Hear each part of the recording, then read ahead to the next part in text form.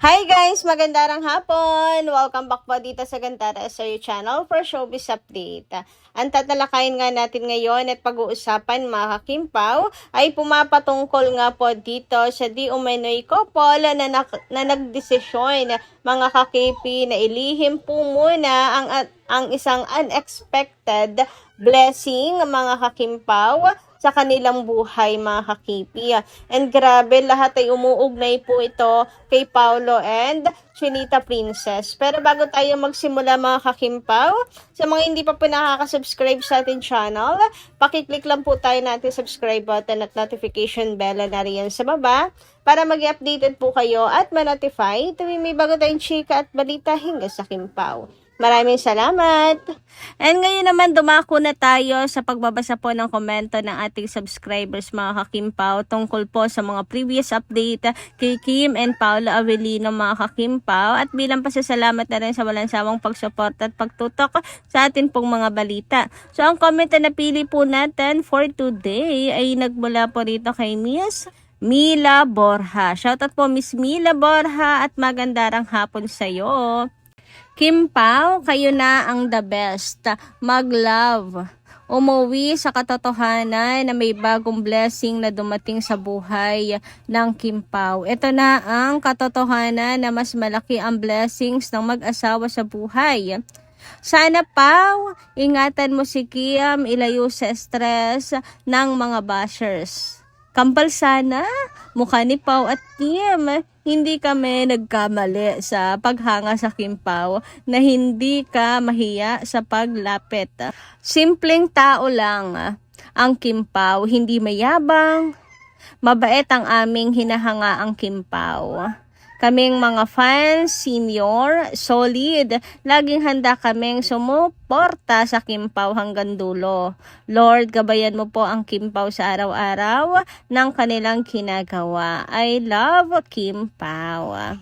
Naku, tama kayo dyan, Miss Mila Borja. Talagang napakasimpleng tao lang ni Kim and Paolo. Hindi po kayo mahihiya na lumapit sa kanila kasi si Kim and Paolo, hindi po sila yung masyadong mataas tingnan. Hindi sila yung kapag nilapitan mo parang ang bigat, parang anong taray na, parang ang mga suplada-suplada. Hindi sila gano'n. Pag nakita mo sila sa personal, sobrang gaan ng aura nila mga kakipi. Alam niyo yun na full of kindness lang mga kakimpawa. And kung may hiyaman po kayong lumapit, starstruck lang talaga kayo mga kakimpawa. Ayan. Pero yung kaba na baka sungitan lang, baka hindi kayo pansinin, hindi entertainin, hindi po ganun si Kim and Paolo. Kasi bukod sa ngingiti lang siya para sa camera, hindi po aakbay pa talaga yan sa inyo, makikipagkwentuhan pa, super humble talaga ng Kim Pao. And natawa naman ako na sana kambal, para kamukha ni Kim and Paolo. Parehas na, no? May mini Kim, may mini Pao. Nako, yan ang kagustuhan nating lahat. Ngayon palang nanggigigil na ako sa cuteness overload. Samantala, sabi naman dito ni Miss Roseville Rate, shoutout po sa inyo. Okay lang po Miss Gandara if ever nabuntis si Kimi. Nasa right age naman na po siya. Mas mabuti kung magka-baby na sila habang may time pa. I mean sa age po ni Kim, baka mahirapan na siya magbuntis kung made-delay pa. Ayan Miss Rose Will. Hinggil po dito sa inyo pong pinag-aalala kay Chinita Princess because of age, meron naman pong backup plan si Chinita Princess. Naalala niyo po ba yung chika na nagpa-preserve po ng egg cell si Kimi? So hindi lang pala yung chika kasi nga, kinonfirm ba naman ni Bella Padilla sa Fast Talk before, diba? So, ibig sabihin totoo talaga yung chika na nagpa-preserve na si Kim. So, may plano si Kim, merong backup plan mga kakimpaw. Kung hindi na nga rin siya pwede mga kakipi. So hanggat fresh pa, 'di ba? Ayun yung naisip gawin ni Kimi. So kahit umabot pa siya ng 40s, kaya ni Kimi mga kakimpaw magkaroon po ng sariling anak mga kakipi. And para birth control na rin siguro mga kakimpaw, no? Siguro kay Kim 1 is enough na mga kakimpaw. Kaya wag po kayong mag-alala mga kakipi. Magkakaroon pa rin naman si Kim in the future. Wag po kayong mag-alala sa age ni Kim Chiu. Moderno na po yung panahon natin ngayon. Samantala, update naman tayo mga kakimpaw dito po sa botohan. Ayan, wag po natin kakalimutan. Today is August 9. So, ibig sabihon mga kakimpaw, ito na po yung last day of voting mga kakipi. And ito po yung listahan mga kakimpaw ng top 5 sa Best Global Star ng IMBC Award. So, eto nga po, number 1 of course si Kim Chiu. Number 2, itong si Film Ratchanun. Number 3, Namtan. Number 4, Ling Hae Zhang. And number 5, ang ating Paul Avellino. O, diba mga kakimpaw, pasok sa top 5 ang ating Kim Chiu and Paula Avellino. And sa pagkakaalam ko, si Kim and Paolo lamang po talaga yung napasama dito sa Best Global Star nomination sa Pilipinas. Grabe, pambato talaga ng Pinas si Kim and Paolo sa mga international awards na yan. Anyway, paalala lang po ulit, today is the last day of voting. Hanggang mamayang gabi na lamang po yan. And sana ay masuportahan po natin si Kim Chiu. Medyo malayo yung agwat natin, pero dapat hindi tayo magpakakampante mga kakimpaw. I-push natin to para both of them meron po international award ngayong taon na to. And bukod nga din po pala dyan mga kakimpaw, narito at pag-usapan naman po natin ang tungkol nga po dito sa future plans nila Kim and Paula Avellino. Lalo na po dito po sa movie na kanilang ginagawa. Sabi kasi dito ni Carlos Miguel, super excited na ako sa movie ng Kim Pao. Lalo na ngayon na bawat sentimo na ipapanood natin ng sine ay para sa future ng Kim Pao. Alam niyo, maraming pwedeng ibig sabihin si Carlos Miguel dito.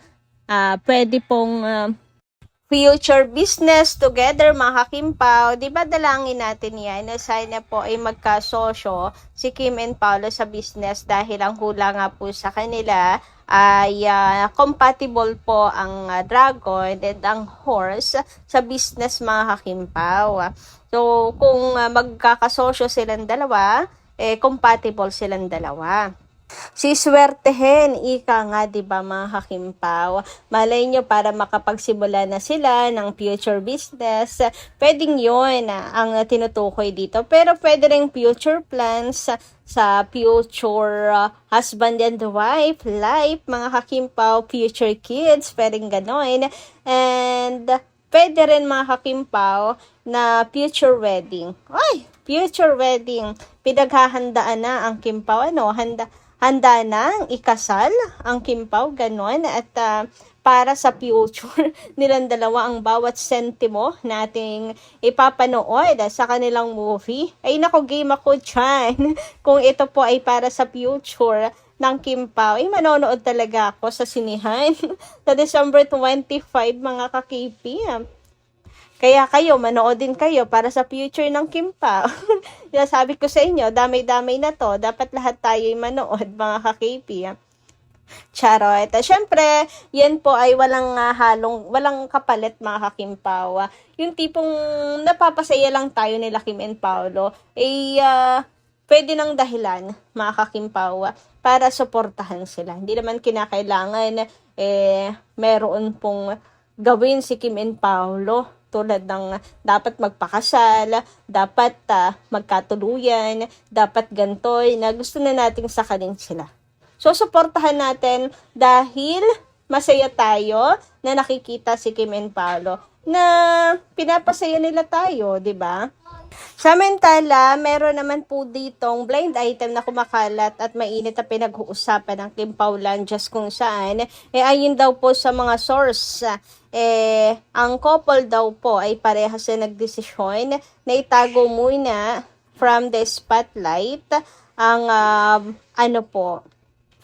new chapter sa buhay mga kakimpaw. Sabi dito, blind item, Mias in the mood has gathered some very interesting whispers from the entertainment grapevine.